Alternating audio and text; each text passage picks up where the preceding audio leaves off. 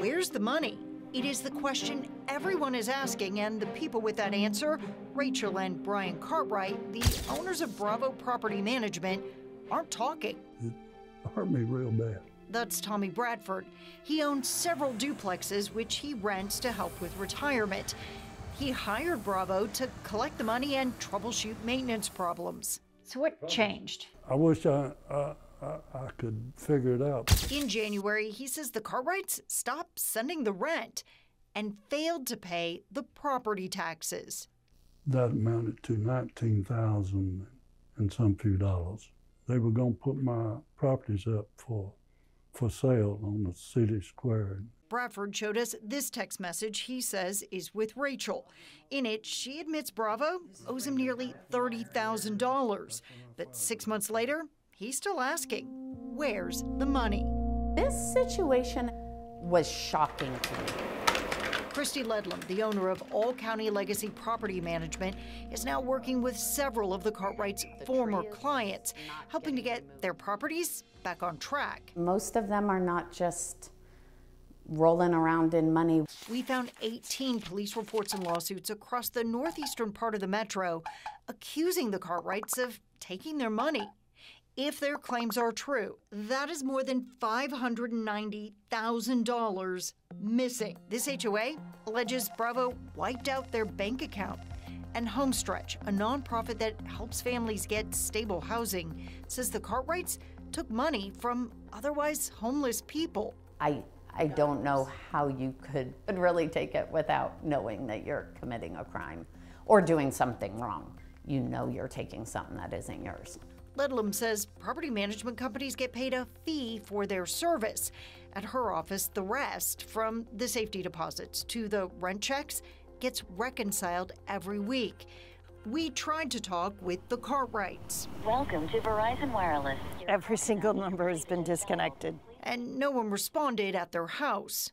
We discovered even the business is gone. Clearly, somebody else rents this space.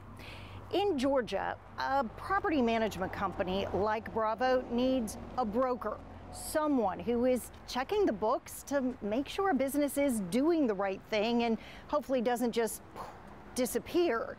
We wanted to know, where was he in all of this? The time for convening has arrived. The Senate will come to order. It was during session when I had the first evidence. Turns out Bravo's broker was State Senator Clint Dixon. And as people like Bradford were fighting for their money, he was in session. Knew Rachel from high school. Her and Brian were buying a company and came to me. Basically, they were going to do the day-to-day operations, and they said we'd meet once a month to go over the books and show me, you know, how their ledgers were working and all that type of stuff. The expectation that you're at least looking at what's going on and providing some oversight or accountability. Yes.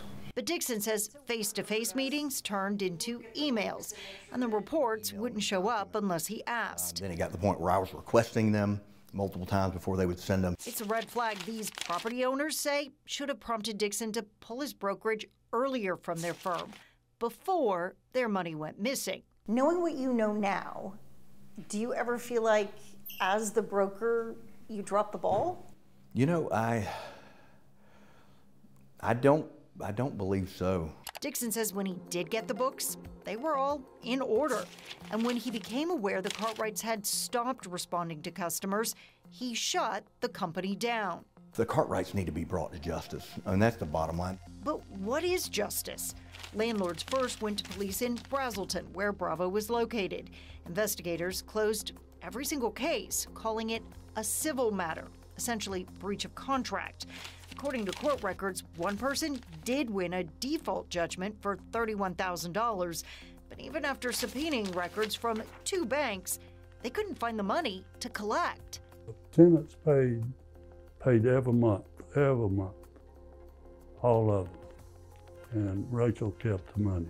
Rachel did text me after I left my business card, but refused to do an interview and refused to answer the question I asked again and again. Where is the money? No more communication. No more communication. That one.